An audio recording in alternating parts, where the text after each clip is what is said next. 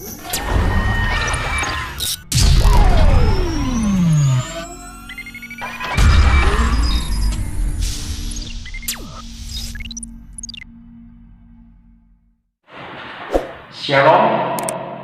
terima kasih buat waktu yang telah diberikan kepada saya. Hari ini saya akan mempresentasikan hasil dari makalah saya yang telah saya kerjakan, yang telah diberikan judul kepada saya, Ketidakberbahagan Allah.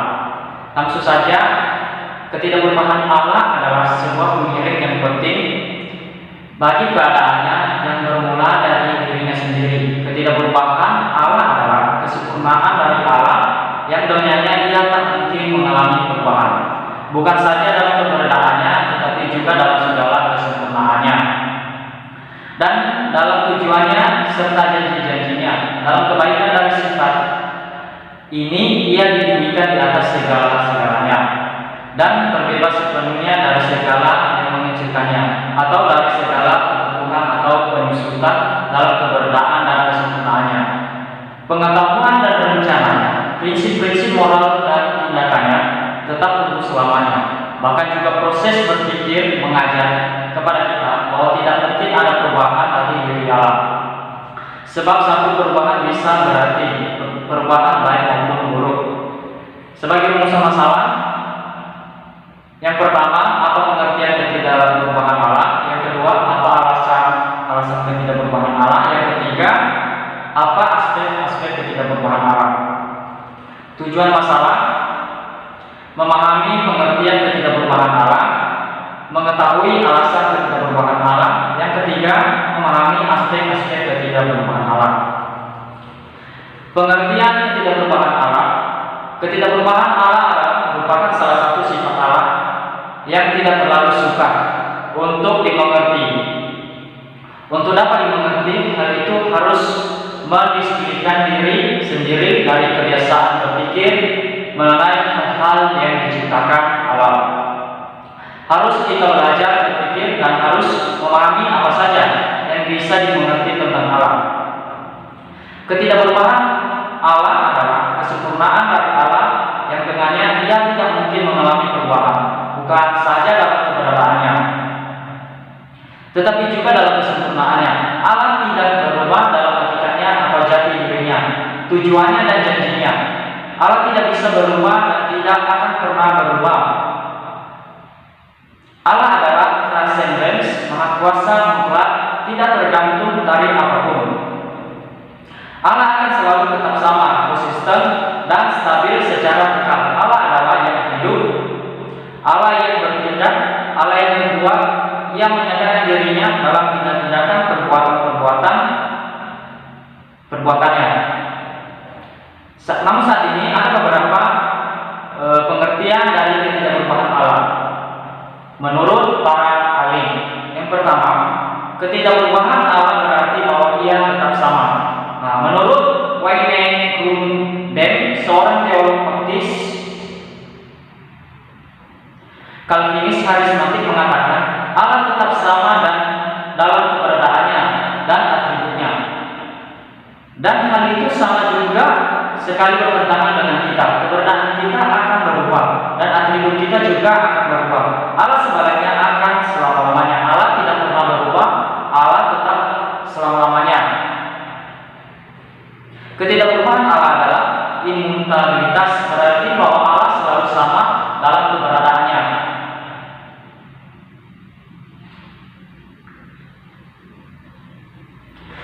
Sifat tetap Allah ini juga dijelaskan oleh Charles, yaitu mengatakan artinya Allah adalah tidak dapat berubah dan karena itu tidak berubah. Tidak berarti bahwa ia tidak bergerak atau tidak aktif, tetapi sungguh-sungguh berarti bahwa ia tidak pernah, tidak tetap atau bertumbuh atau berkembang. Yang kedua, ketidakberbahagan Allah berarti ia konsisten. Menurut Milian Erickson, teolog baptis Calvinis modern, mengatakan sesungguhnya di dalam Bilangan 23 ayat 19 ditegaskan bahwa karena Allah bukanlah manusia, tindakan-tindakannya tidak akan berubah. Lagi pula maksud-maksud Allah itu dan semua rencananya senantiasa bersifat konsisten karena kehendaknya kita berubah. Karena itu Allah senantiasa setia pada janjinya. Sebagai contoh, janji Allah terhadap Abraham. Allah memilih Abraham dan memberikan janjinya, maka dia tidak akan mengubah pikirannya atau mengingkari janjinya.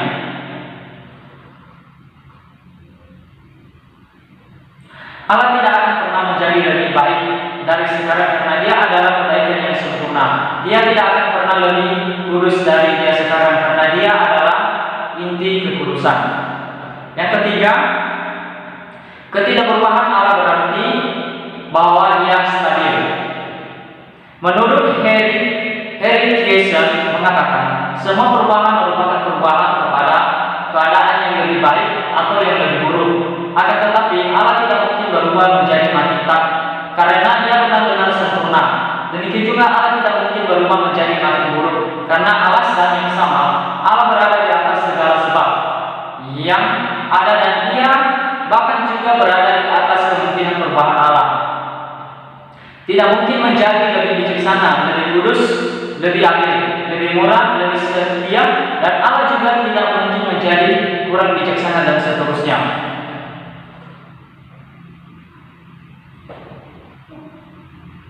Yang kedua, bagian B, alasan ketidakperubahan Allah. Allah adalah roh tunggal yang tidak terbatas. Yang maksud artinya Allah tidak bersifat material dan tidak memiliki tubuh jasmania. Roh tidak memiliki daging dan tulang. Kita bisa melihat dalam Lukas pasal 24 ayat 39. Itu sebabnya Allah dikatakan tidak dapat dilihat. Tubuh jasmania dibatasi oleh roh dan waktu, tetapi Allah adalah roh, tidak dibatasi oleh ruang dan waktu. Menurut hukum termodinamisme, setiap perubahan energi selalu disertai kehilangan energi yang ada, sehingga pada penggunaan berguna energi itu tidak akan sama besarnya lagi. Dengan kata lain, manusia berubah, musim berubah, zaman berubah, bahkan semua ciptaan akan berubah, kecuali satu, hanya Allah yang tidak pernah berubah. Hal ini benar karena Allah adalah pencipta segala sesuatu yang ada di dunia ini. Ketidakperubahan Allah adalah hakikat Allah di luar ikatan ciptaan, ruang dan waktu. Allah tidak berubah. Ialah tindakan iman yang mengarahkan orang Kristen untuk mengalami kebahagiaan sejati adalah dengan mempelajari, menghafal, merenungkan dan mengakui ketidakperubahan Allah. Sebuah atribut dan identitas Allah yaitu Trinitas atau Tritunggal.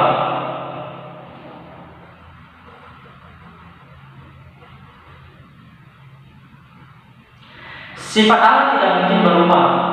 Juga karena disebabkan oleh kesempurnaannya yang mutlak, tidak mungkin juga terjadi perbaikan atau kemerosotan. Setiap perubahan dalam sifat-sifatnya akan menjadikan dia sedikit kurang daripada Allah.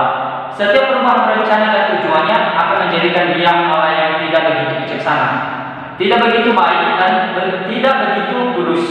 Alkitab mengatakan bahwa di dalam Allah tidak ada perubahan atau pertukaran. Kita bisa melihat dalam Yakobus pasal 1 ayat 17, ketidakperubahan Allah akan nampak indah sekali jika dibandingkan dengan manusia yang selalu berubah-ubah. Allah tidak pernah berubah, tetapi kalau kita secara duniawi hanya manusia yang berubah. Tetapi Allah tetap tidak pernah berubah. Di sini ada beberapa. Allah menampakkan ketidakperubahan kasihnya kepada umatnya melalui 5 hal yang tidak dapat diubahnya. Yang pertama yaitu naturnya. Allah tidak pernah mengubah naturnya. Dia selalu konsisten.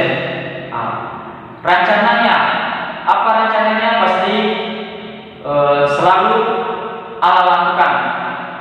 Yang ketiga, perjanjiannya. Allah selalu menepatkan janjinya. Yang ketiga, yang keempat, sumpahnya. Allah selalu menepati sumpahnya. Dia tidak pernah mengingkar setiap sumpahnya. Yang kelima, covenant. Artinya covenant ini tadi sama dengan hal arti dalam nomor 3 tadi, janjinya.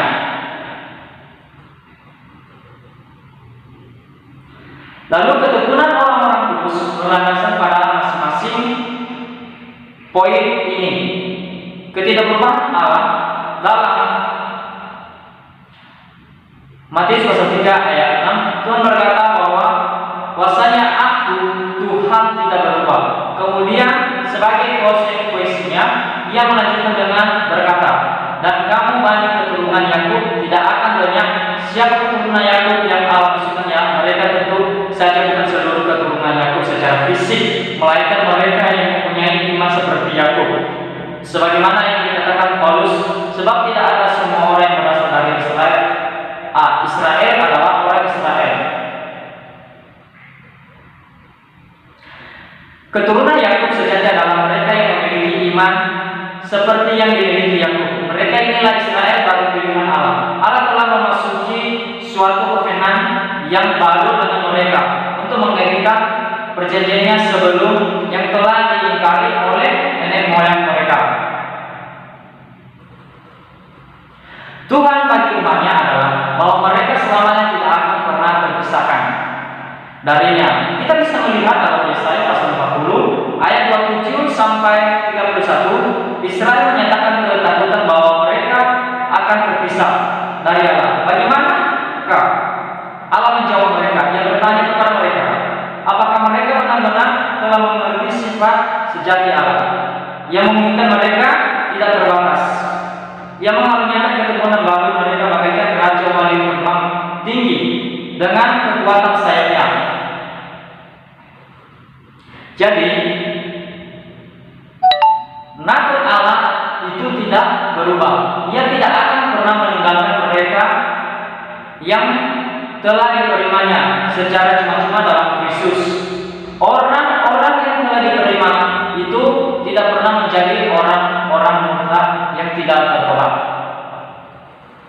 Yang ketiga, aspek-aspek ketidakberubahan Allah.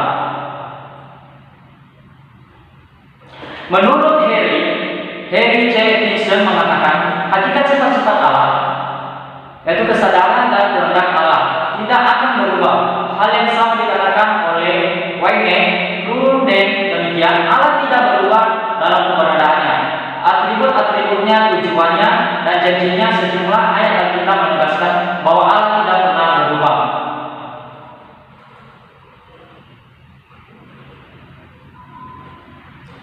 Jadi ketidakberubahan Allah ini meliputi berbagai aspek, antara lain ketiganya sifat-sifatnya, hendaknya, rencananya, tujuannya, dan janjinya.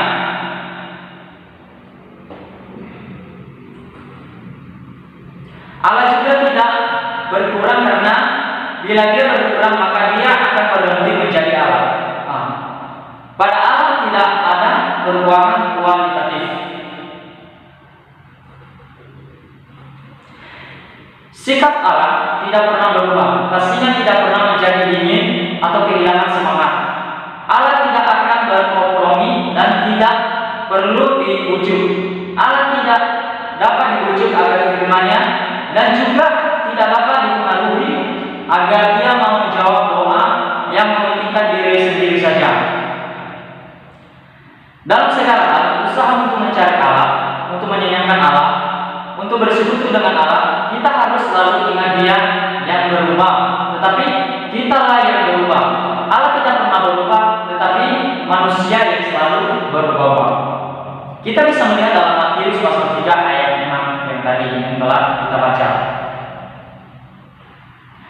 Allah tidak berubah adalah satu, Ia tetap adanya dari kekekalan hingga kekekalan. Ia tidak berubah di dalam perbuatannya. Tuhan tidak berubah. Ketidakberubahan adalah kesempurnaan dari Allah yang dengannya Ia tak mungkin mengalami perubahan, bukan saja dalam keberadaannya, tetapi juga dalam segala kesempurnaannya dan dalam tujuan serta janjinya. Problem ajaran ketidakberubahan Allah. Ketidakberubahan Allah berarti bahwa Ia tetap sama, konsisten, dan stabil secara kekal. Namun ada problem yang terkait dengan ajaran titik perubahan Allah, yaitu adanya ayat-ayat Alkitab yang menyatakan bahwa Allah mengubah pikirannya dan menyesali keputusannya. Itu kita bisa lihat dalam Kejadian pasal 6 ayat 6 sampai 7. Ada juga dalam Keluaran pasal 32 ayat 10 sampai 18. Sebenarnya Allah tidak berubah karena Ia sendiri yang mengatakan bahwa Ia tidak berubah. Allah itu tidak berubah, tetapi aktif dan terlihat dalam hubungan dengan manusia berubah-ubah. Dia akan tetap sama, baik Ia tetap sama esok sebagaimana keadaannya hari ini. Dia akan memenuhi janjinya, orang percaya dapat mengadakan kuasanya. Dengan demikian, hubungan dengan Allah yang kita berubah itu manusialah yang sebenarnya berubah-ubah. Sifat, kehendak dan tindakan-tindakan Allah tidak pernah berubah.